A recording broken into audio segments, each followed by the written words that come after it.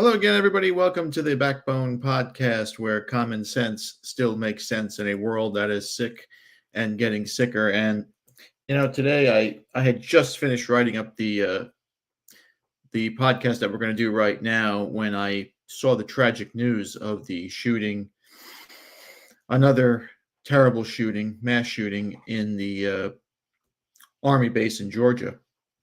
So I'm gonna do that tomorrow once we learn more information about what happened. But apparently, the psychopath who was a sergeant went nuts and started shooting up his place of work on the base.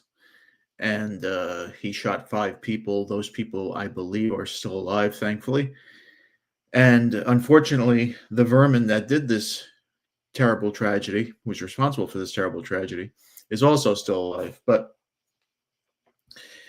as you see from the banner here, we'll get to that tomorrow. As you see from the banner here, I had already started working on news that I heard last night after I finished my podcast that I did last night. And that was the rumored or most likely definite cancellation, thankfully, of Howard Stern's show on Sirius XM. Now, I've listened to Howard Stern. I used to listen to Howard Stern on a daily basis. I grew up in New York. I started listening to him in 1986. Most of you weren't born. Some of your parents were probably babies back then. He was on WNBC. If you know, you know. And he was great. He was on Afternoon Drive. He was funny. His writers were funny. He wasn't funny. But he was the champion for the everyman. He said things on the radio, and he did things on the radio that most people want to say but couldn't.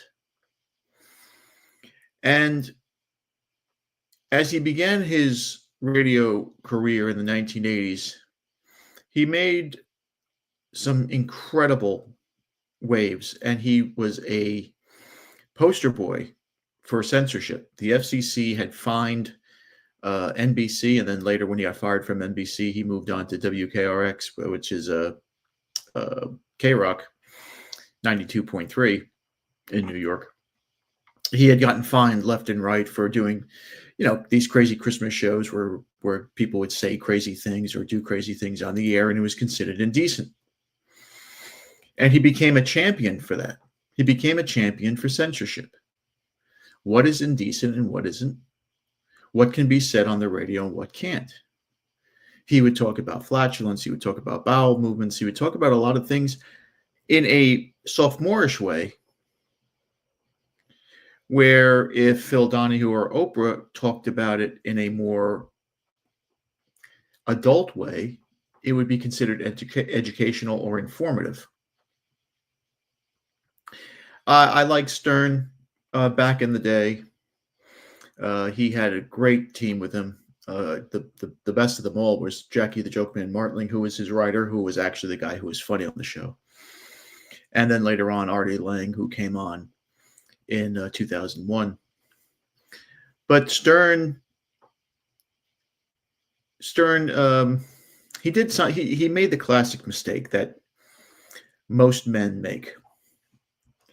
They always say, I always look at Rocky Marciano. And Rocky Marciano is the only heavyweight champion to retire undefeated. And he did have a chance to come out of retirement and fight Floyd Patterson a couple of years later. And he had a big payday coming to him. Big payday for those guys back then. But he said no. He said, my time is over. I'm stepping out. He chose legacy over greed. And that's what happens with a lot of guys. They stick around way too long. And they stick around for only one reason: greed, or they just don't know how to quit. And there's a time when you're over. And for Stern, he's been over for about, I would say, 15 years. He wasn't entertaining at all for the past 10, 12 years. I mean, I haven't listened to Stern in such a long time. I watched snippets of him recently, especially during the presidential campaign when he had Biden on last year, I think, and then he had Kamala Harris. And I tell you, I didn't even recognize him. He sounded like the vapid, disconnected celebrity that he used to mock. He was once the average guy on the radio who used to bitch and moan about his wife not giving him enough sex and his kids driving him crazy and his neighbors being assholes and his staff being, not listening to him. And it was fun. It was edgy. But then he became exactly what he once hated. He became that vapid, condescending celebrity that didn't relate to the people that he was speaking to on the radio. And he didn't have the cool guests on anymore. He used to have comedians on who were just breaking in, or rock bands that were just starting out, like Bon Jovi, and they were just starting out. They got onto the radio, and he had great comedians like Dice Clay and Sam Kinison and Judy Tenuta and Pat Cooper. Like, he had these people that were just funny, and they would put on like these Gilbert Gottfried, of course, and they'd put on these great performances. I don't even know if they were performances. I think they were just being real. It was the only place you could be real, and they were just funny. And then he had these great cast of characters that were listeners called the Whack Pack. He had the KKK guy who was just, if you look up anything on YouTube, especially the Howie Weird Squares with the KKK guy, he steals the show all the time. And he had Beetlejuice, and he had Hank the Angry Dwarf, and Elephant Boy, and Kenneth Keith Kallenbach. It was just, the list went on and on.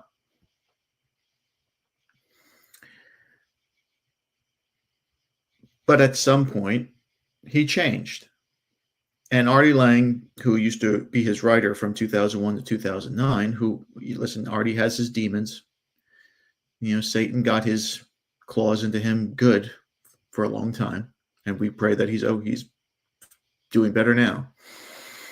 But Artie said in an interview a few years ago that Stern was very concerned about being a 60-year-old guy having porn stars and strippers on his show showing their boobs all the time. He didn't want to do that anymore. He was worried that he would look creepy doing this. But the problem with Stern's show, with his shtick, was that's what people listened to him for. That's why you tuned in. You didn't tune in to hear Howard Stern do an interview with, some celebrity and talk to them about their movie and then leave. We want to hear about their sex lives. He wanted to hear, what kind of underwears, Gwyneth Paltrow wore. We didn't care about, her acting lessons and who's her mentor and all that other bullshit. Now, Stern had Jackie the Joke Man Markling on, who was a very risque comedian, to say the least. Very blue, as they say in the business. And he was his writer for a long time, and he wrote these crazy bits. And Stern flew with it, and the show just was so controversial and pissed so many people off. But it got mostly New Yorkers. It was a New York show that syndicated all over the country in the mid-90s. But it was a New York show with a New York attitude, with a high school boys attitude, a locker room attitude. And it worked. It worked. Now, Stern wasn't the funny machine. He wasn't the funny engine in the show. Like I said, it was Jackie, and then later on it was Artie. And when Jackie, the Joke Man, left in 2000-ish, the show's ratings took a dip. And Stern had to make a big move, and he made a move to hire Artie Lang, who I just loved as a comedian. I saw him at the casino that I worked in a bunch of times. And he brought in, not only that, he brought in a different type of attitude. Artie brought in the street guy attitude, the bookie attitude. He had great stories about bookies and gambling and prostitutes and comedy and drugs, and that's what made the show great. It wasn't Stern talking about, his celebrity girlfriend or, his weekends in the Hamptons, because that's not interesting. Nobody gives a shit about that. Nobody can relate to that. It was the everyday street stuff that made the Stern Show great. And as of recently, over the last 10 years, over the last 5 years, really, since 2016, since Trump, when Trump first became president, Stern went woke. And as we all know, when you go woke, everything goes broke. And his show just went completely downhill. He went from having millions of listeners across the country to, according to NBC's website, he is down to 125,000. That is pathetic. And so SiriusXM, who gave him a $500 million contract about 5 years ago, which is absurd, they are now thinking, well, they're not thinking, they are doing, they are putting into place canceling this show. Now, they're not going to cancel this show outright. And let me explain how. The rumor is that they're going to make Stern an offer that he is going to refuse. They're not going to pay him anywhere near the money that they paid him already in the past. And he is going to most likely refuse it. And they'll be able to say, okay, we tried. So it makes Stern look like the guy who quit, not the show being canceled. And his move to Sirius Satellite Radio in 2006 was a risk. But it kind of worked in the beginning.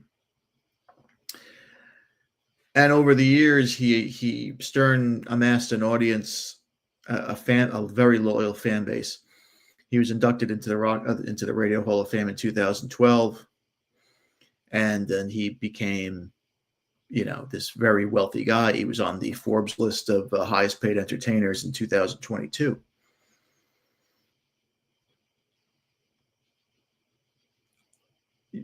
Stern was considering quitting. Now, in 2010, I remember listening to this. Stern told one of his show writers, Stern said on the show, that he had a difficult announcement to make and he had plans to retire. And a lot of people didn't believe this. A lot of people did believe this. He gained a lot of attention online, and it turned out to be just a prank.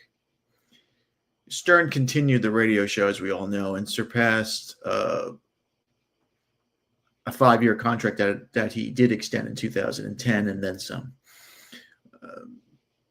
Most recently in 2020, he signed, as we said, the $500 million contract during those COVID years. And he refused to come into the studio to do the show because he was afraid of contracting COVID-19, which took a major hit on his manhood because people are like, what are you, a pussy? What are you, afraid to go out?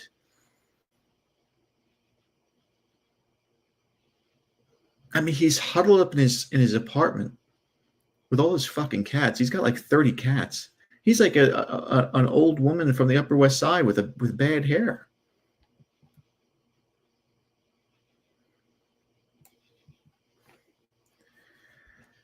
Now, where did this all come from? Well, on August 5th, several outlets reported that the Stern Show was getting canceled.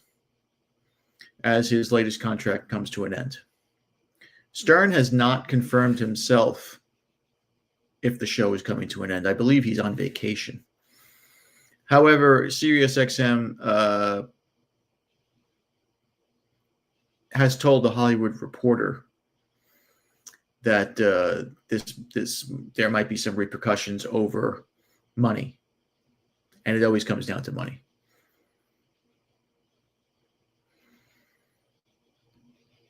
It's always going to come down to money. And Sirius has a kind of conundrum here, because they could lose nearly 15% of their subscribers who identify themselves as Stern listeners if Stern is no longer on the channel. Now, what do I think is going to happen? I think what they're going to probably do is they're probably going to negotiate with Stern not to host a show anymore, because the show is just not very good. What they'll probably do is they'll probably buy his library, his K-Rock days, and maybe even his NBC days. In October of 2024, XM President and Chief Content Officer Scott Greenstein told Hollywood Reporter they had not heard from Stern about wanting to leave. So Stern was okay in 2024. There was no inkling that he wanted to leave. Greenstein had said he's been with me and the company going on 2 decades, and so he's pretty happy, but he's also able, like many great artists, to stop whenever he wants. Nobody will ever replace them. He would never try to replace them. We would never try to replace them. It's not what is even appropriate, but even practical. I mean, everybody's replaceable.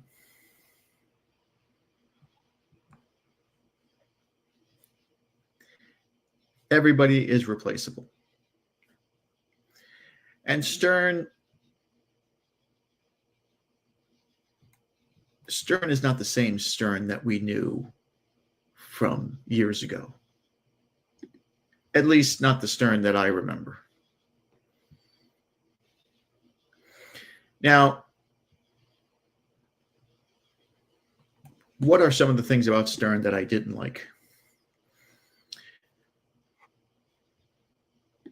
There was an interview that Stern did in May of 1999, and it was with Dana Plato. If you don't know who Dana Plato is, Dana Plato played the sister on a show on NBC called Different Strokes. Different Strokes is a show about 2 black kids who are adopted by a rich white man, and they live with him, right? That's a pretty good show. Dana Plato was the white daughter. And like most childhood stars of that era, and even today, her life went to hell after the show was over. And she turned to alcohol and drugs. She went on Stern's show to try to reinvent herself. And callers and the show staff and the staff of the show ambushed her to no end. And they made her feel like shit. And it was very uncomfortable to listen to. The next day, Dana Plato's body was found as she overdosed. Now, of course, Stern said, hey, listen, this wasn't my fault. I just had her on the show. We tried to have a little fun with her, blah, blah, blah. But there was no remorse there. Or at least the persona was, hey, I don't give a shit. And that's what kind of rubbed me the wrong way. Now, at the time, I'm 25 years old in 1999. And I'm listening to this, and I'm saying, this guy has he has no sense of reality outside of the show. It's the only thing he has.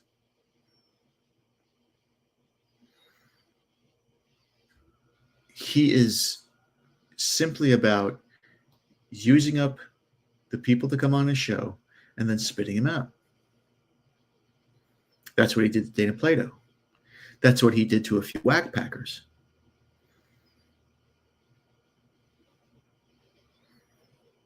And he has been known to do this to his staff. He's done this to Jackie Martling. He's done this certainly to Artie Lange. If you watch any interviews with Artie Lange, he refuses to talk to anybody who does not work for the show anymore. Look at a guy like Stuttering John Melendez. He won't talk to you if once you leave the show. He takes it personally, like a woman.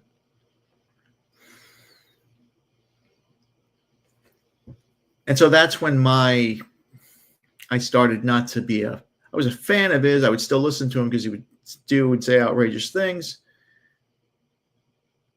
but he wasn't the champion that I thought he was.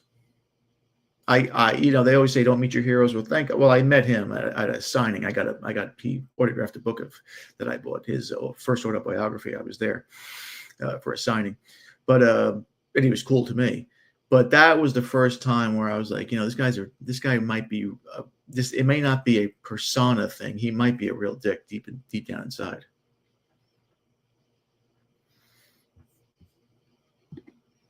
And ironically, that's when the show's ratings really began to fall. His popularity began to wane on terrestrial radio around that time, 1999.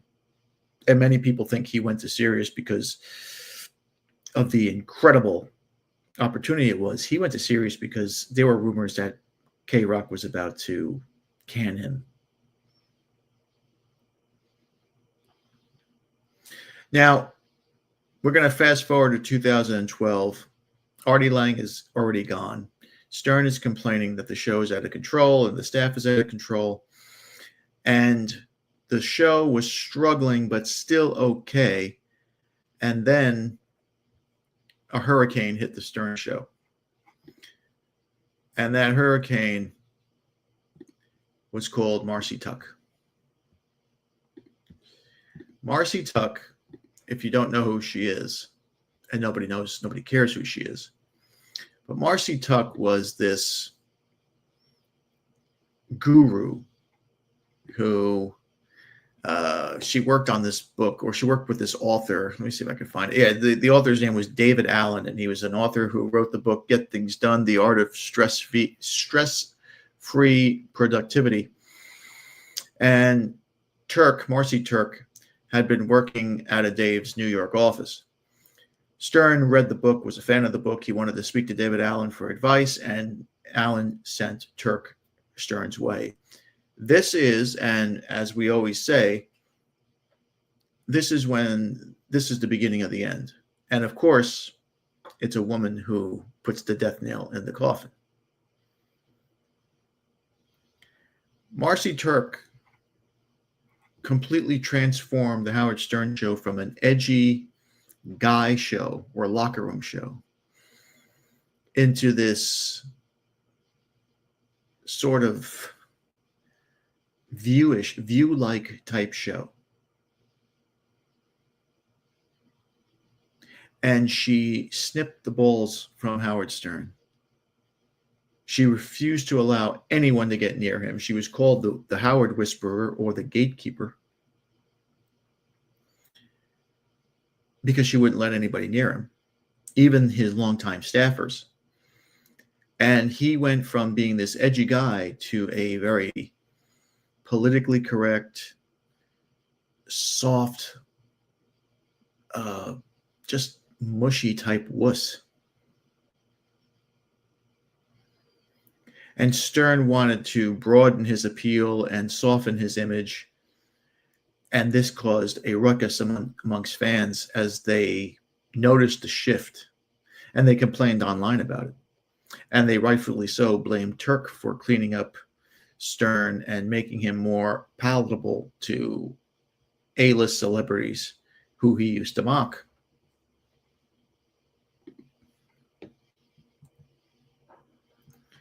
Tuck took responsibility of leading an outreach to these A-list stars, and she promised them that there would be no uncomfortable questions. She assured them by enticing them that this was a safe space. Oh God, anytime that I hear that term, I get the willies. She was in control of the green room, and if you know what a green room is, the green room is where celebrities, when they arrive, they first meet and they speak to. That's where they wait to get interviewed. And she made sure that they were comfortable. Now, I knew somebody who worked at Sirius, not on the Stern floor, but in the Sirius offices, and they used to have funny, goofy pictures of staffers and strippers and all that other stuff. Those pictures of staffers were replaced with show-friendly art and guests receiving guest baskets for appearing. Staffers were no longer allowed to use the green room as a recreation space.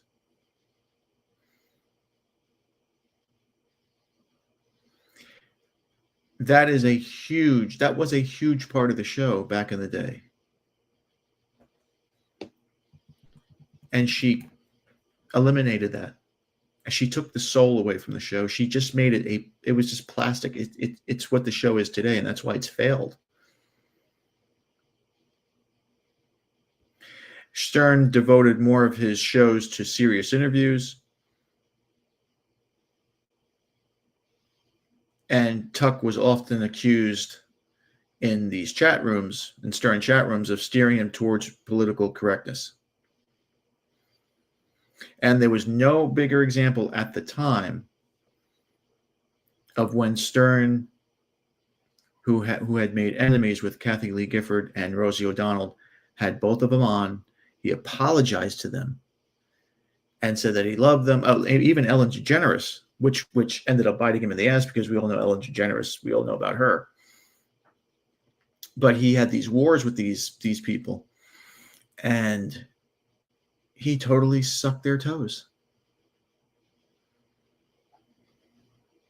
He had a 90-minute interview with a girl creator, that stupid show Girls that was on HBO, that I don't know anybody who watched that shit.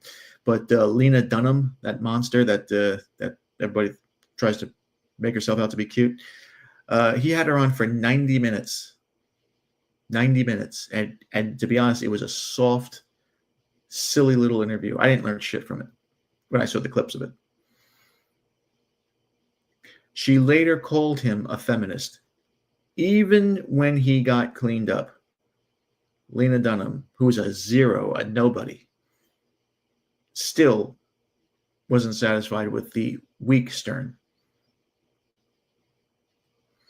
And those celebrity interviews that would take an hour or two replaced the hijinks that the show was famous for, that made the show spicy and good.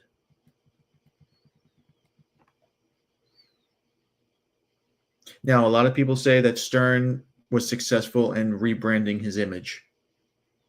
But sometimes when you rebrand your image, you destroy the soul of what your show is about. And he just became another mainstream radio guy who interviewed A-listers because he was safe.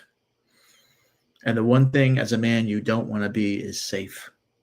When women think you're safe, they will leave you. I have to get off not to get off topic, but you have to be dangerous. You have to be a monster.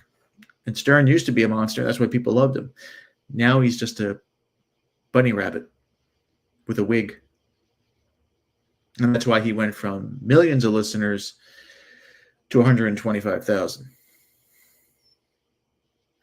Now, Stern's move to satellite radio also removed his cultural impact, because not a lot of people didn't. You have way too many options on satellite radio. Metallica has their own station that's going to be launching on August 28th, I think, or August 29th. You don't have to listen to Howard Stern.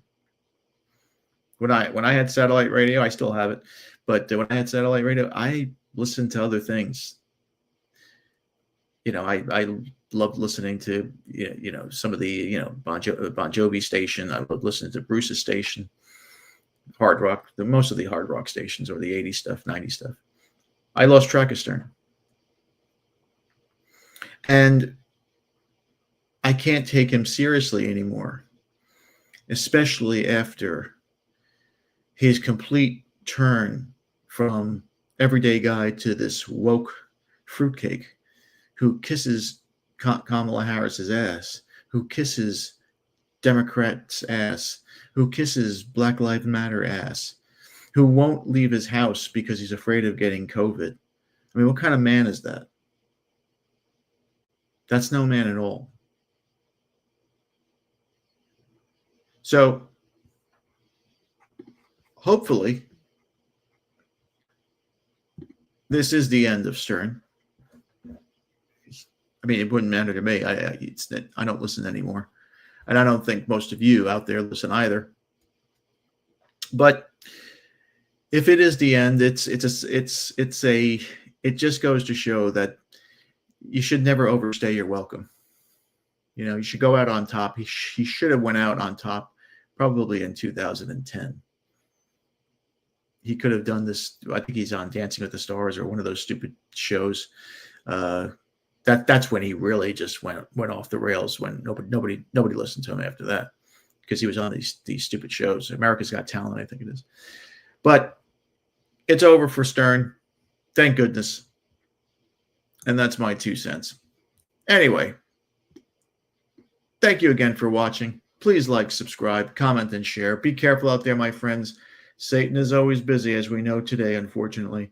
Be a man, have a backbone, because masculinity and common sense are worth standing up for. And remember, if it ends in an ism, it's a mental disorder. We'll see you later.